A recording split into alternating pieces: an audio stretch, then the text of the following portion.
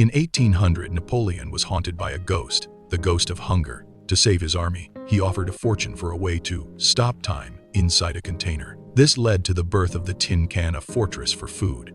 But this immortal food was a double-edged sword.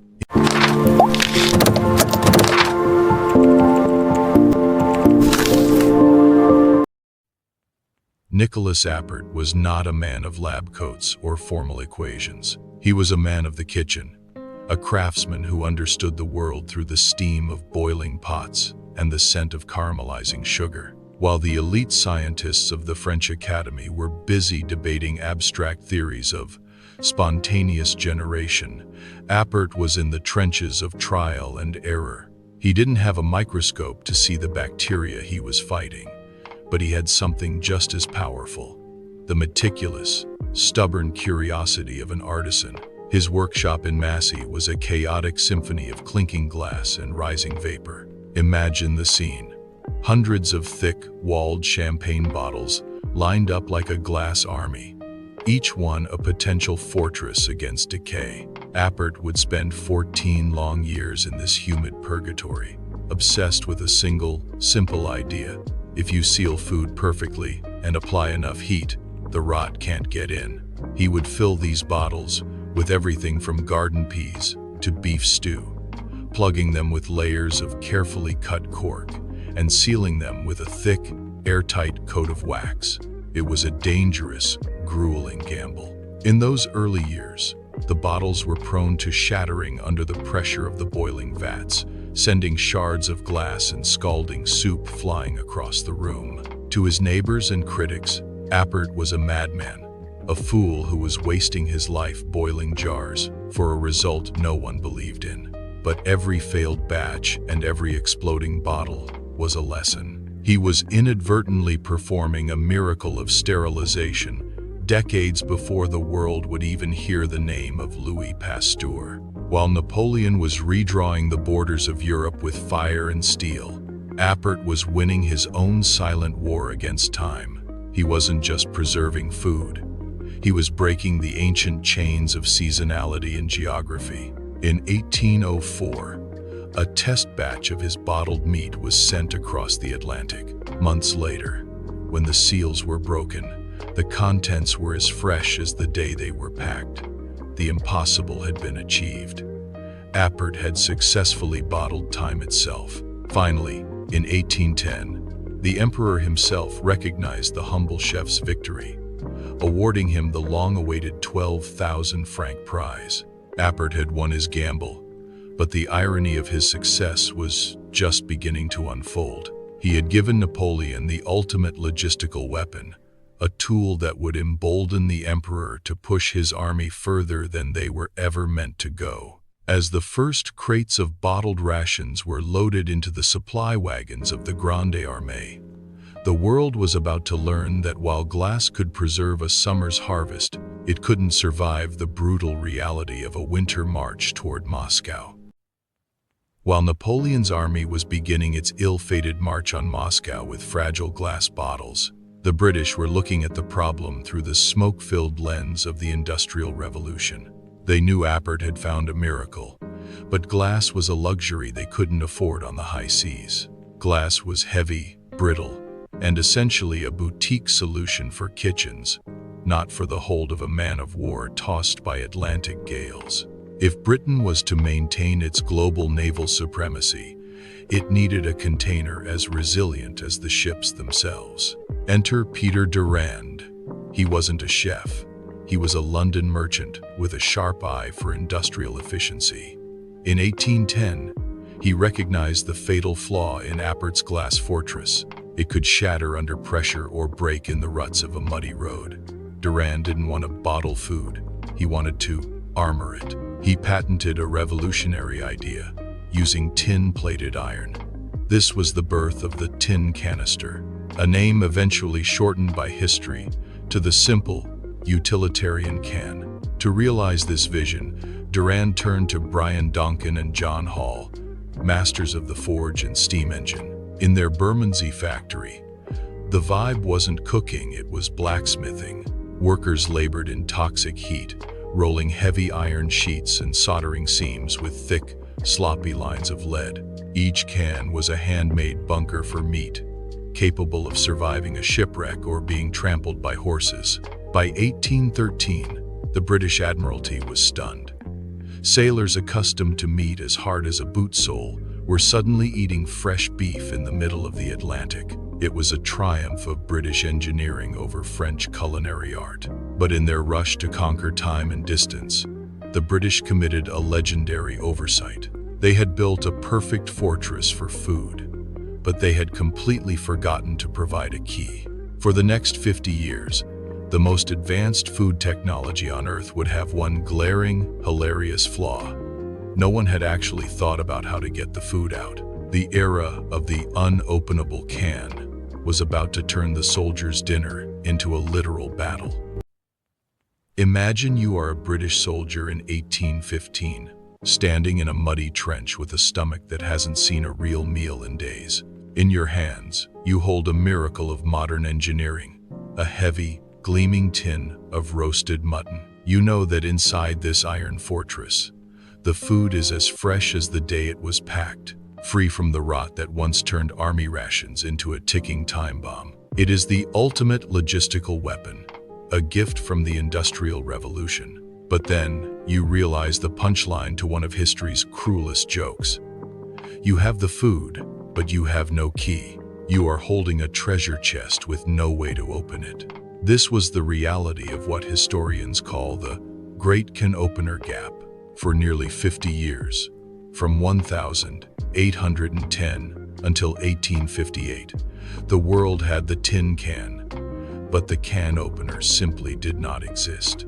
It was a spectacular collision between grand military ambition and the lack of a simple kitchen tool. The early cans produced by Donkin and Hall weren't like the thin, flimsy aluminum containers in your pantry today. They were made of thick, heavy-gauge iron, hand-soldered shut with a density that could stop a stray bullet. They were built to survive a shipwreck, which meant they were also built to survive a hungry man. The instructions printed on the side of these early tins were almost mockingly blunt, cut round the top near the edge, with a chisel and hammer. This was the user experience of the Victorian era. To eat your lunch, you needed the skills of a stonemason and the tools of a blacksmith. In the heat of battle or the exhaustion of a long march, most soldiers had neither. They were forced to improvise with a desperate, violent creativity. Thousands of bayonets, the most vital survival tool for a soldier, were snapped in half as men tried to pry open their dinner.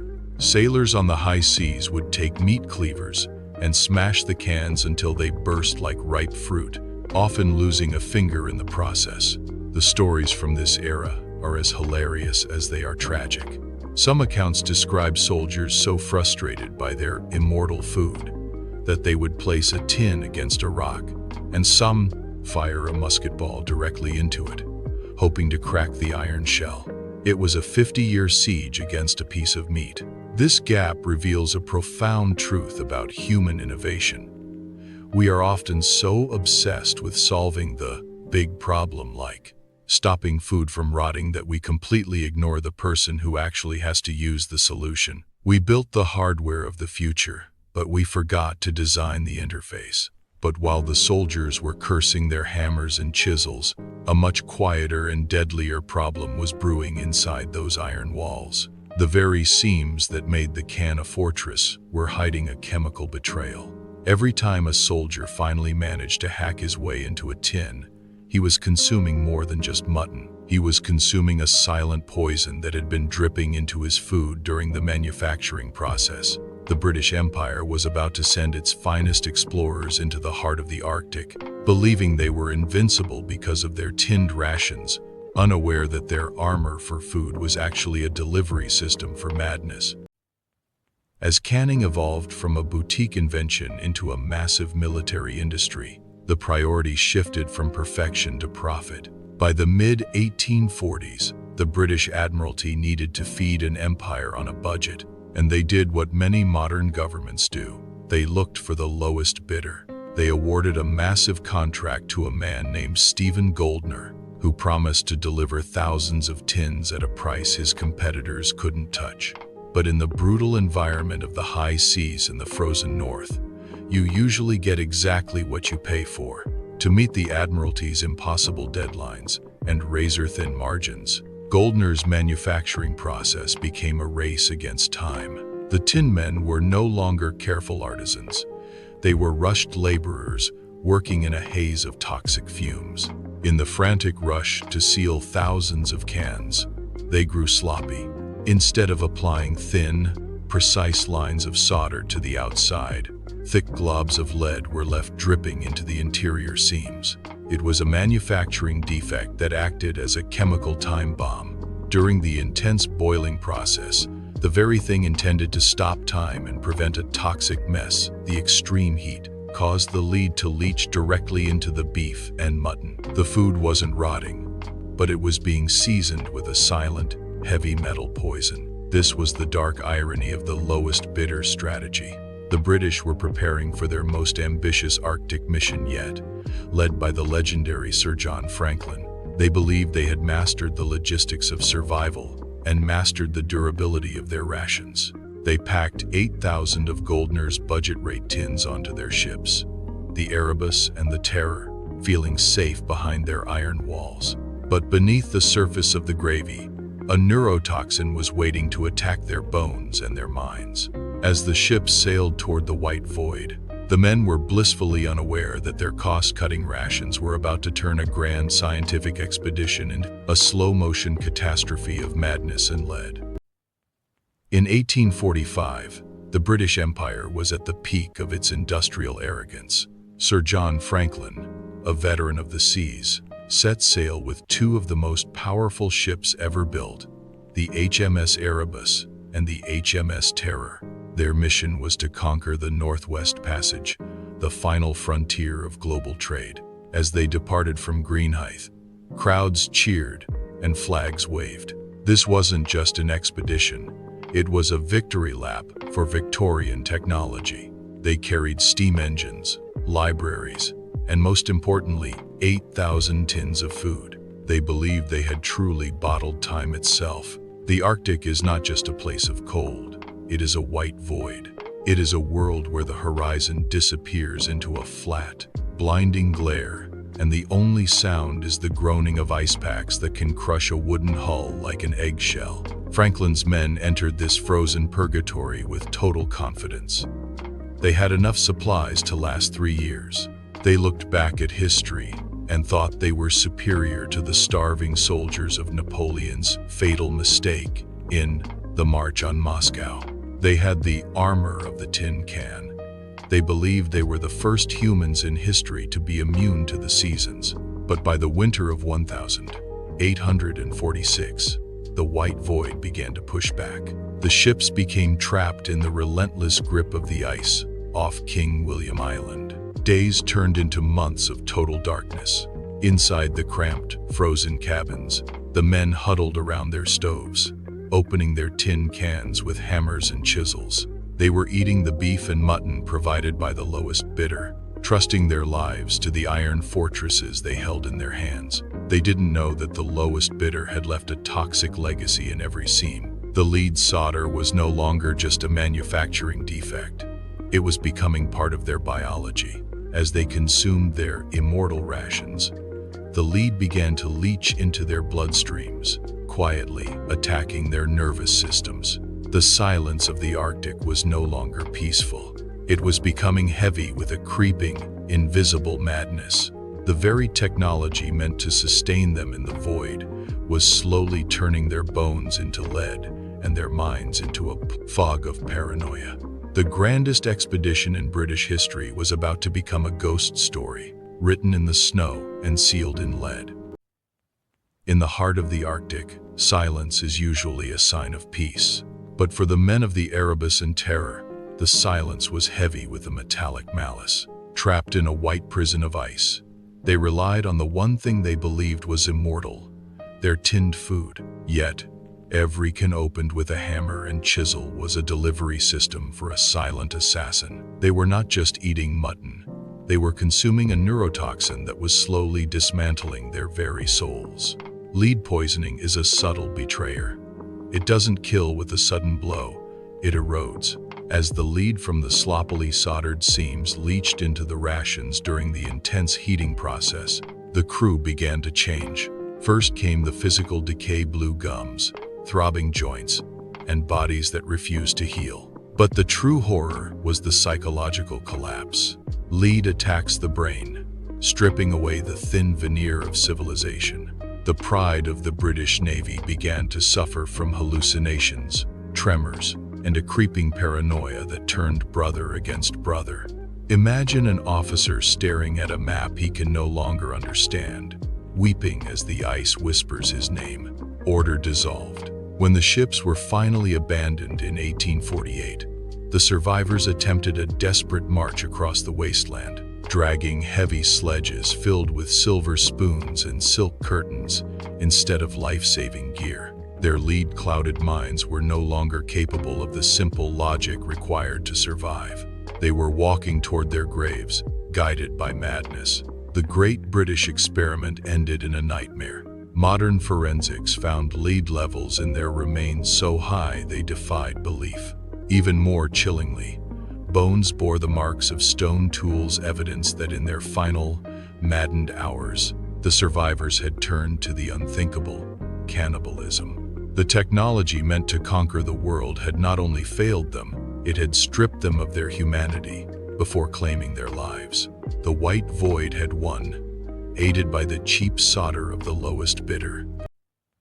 While the British Navy was burying its dead in the frozen Arctic, the rest of the world was still living in a state of scientific superstition. We had the technology to preserve food, but we were like children playing with a complex machine.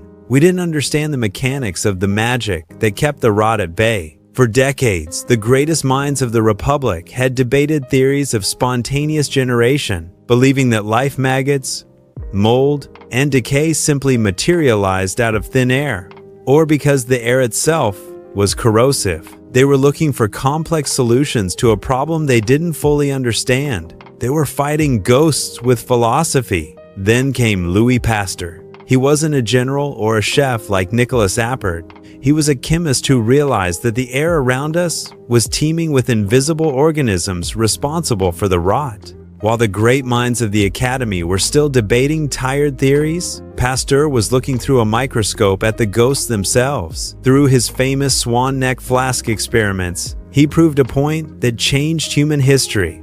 Life only comes from life. If you kill the microbes and seal the container, time effectively stands still. This was the eureka moment for the entire canning industry. Suddenly, Appert's 14 years of trial and error made perfect scientific sense. He hadn't just been boiling jars. He had been performing an act of mass sterilization. He had been winning a war against an invisible army of microbes before they could even begin their attack. With Pasteur's discovery, canning moved from the realm of artisanal luck into the world of rigorous, industrial science. We finally knew the why behind the what. The ghost hunters had finally caught their prey.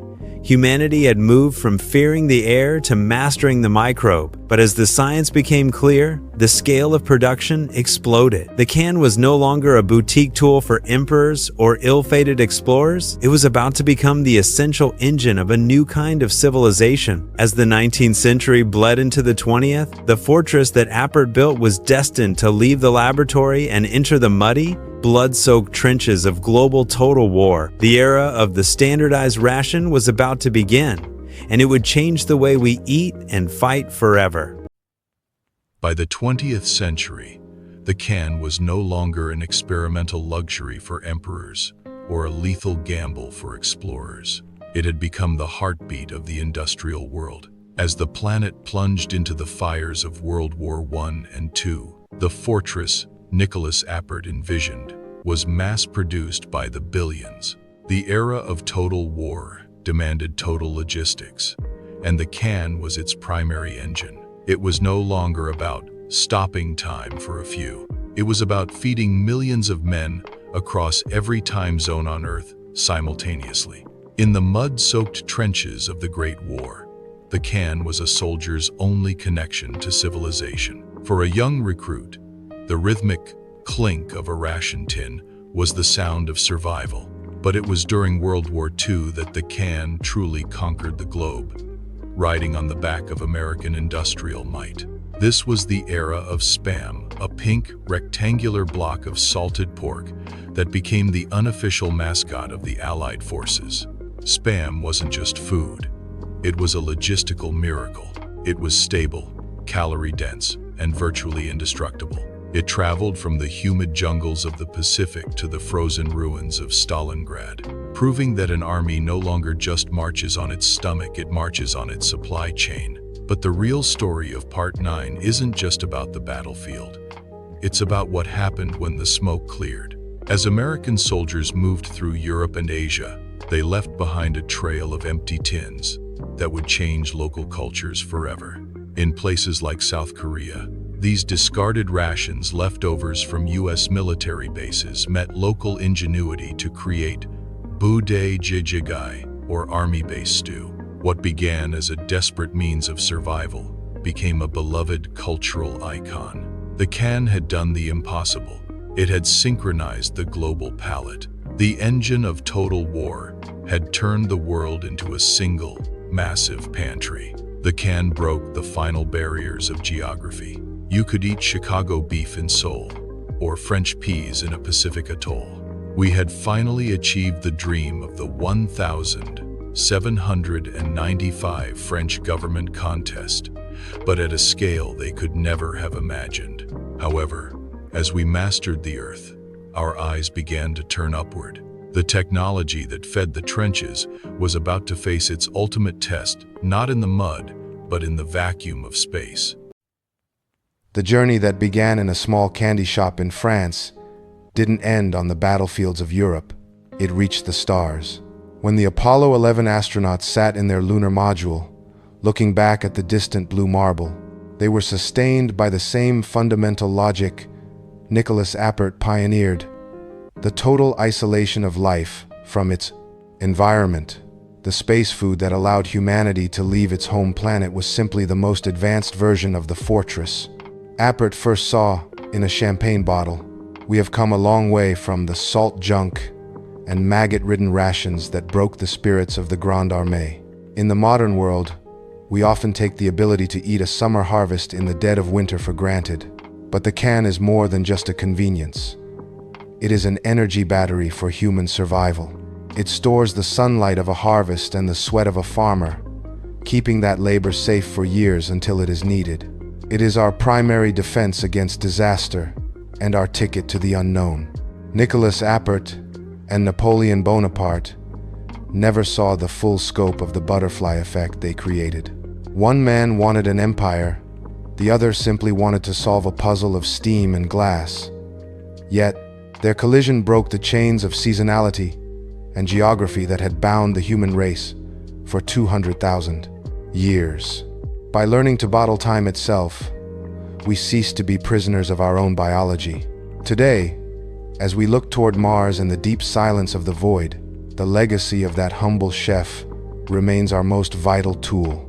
Whether it is an emergency ration in a storm-struck city or a sterilized pouch on a spacecraft, we still rely on the fortress to keep the ghost of hunger at bay. We have mastered the art of preservation, and in doing so, we have secured our future. The march that began in 1800 continues, but now, we no longer fear the distance. We have the power to carry our world with us, one sealed container at a time.